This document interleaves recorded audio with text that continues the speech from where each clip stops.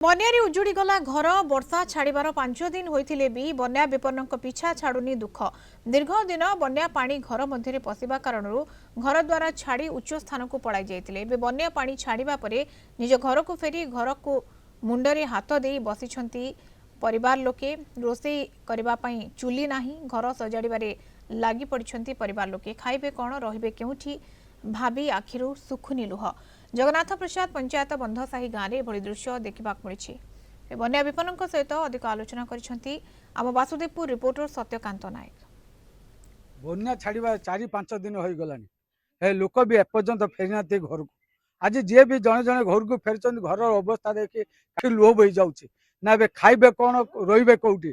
M अच्छु जो ददिवानपुर बंध साही ग्राम ग्राम किसी लोक घर भर एवं भी पानी रही जहाँ भी पानी गड़ुची गड़िया समय जो घर भर चुली कहतु सब जिनस कहतु हूँ ना कांथ गली पड़ी। तो देखिए आप देखिपे घर अवस्था कौपरी भाव रही जो घर देखते भर देखिपे आप जो काद रे कौन गुआल घरठू आहरी हीन पलटि जाइए रे कौन से चिंतार बन्या विपन्न परिवार लोक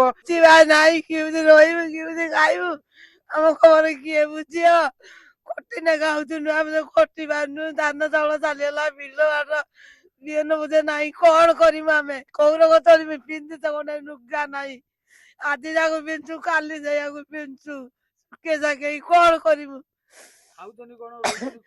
पर घर द्वार आश्रय नहीं राम खाऊँ आज 40 दिन है कौट आनमी खाइमी किमिति अवस्था बहुत खराब।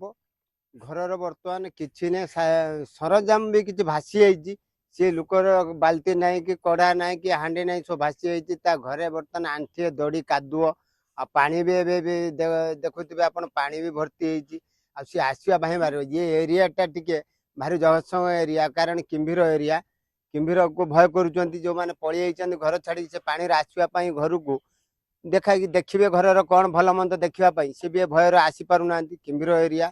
तापर साप बेंग भी बर्तमान सबुआड़े बुड़ी जाइए जो घर उंचा खुटा फुटा थी घर चारिपार घर भी साप पशुची सतर्क रोचु किम्भीर को देखिले पलि आसु आउ सतर्क भितर कारण एकुटिया पड़े भी जे 5-3 जन भेड़ार जाऊँच तथापि भेड़ार जे जाऊँच सी भी भय करुँच किम्भीर प्रति आउ भय कर भय भितर रोड पाखक जाऊँच भेड़ार सौदा पत्र जार टे बुड़ी अल्प बुड़ी सी खटपर खाऊँ गैस मध्यम खाऊँ आउ सी बहुत असुविधा रही विभिन्न समस्या सम्मुखीन कर प्रशासन एम पहुँचना प्रशासन को एम सब नवेदन कर प्रशासन पहुँचतु दुख टे बुझतु।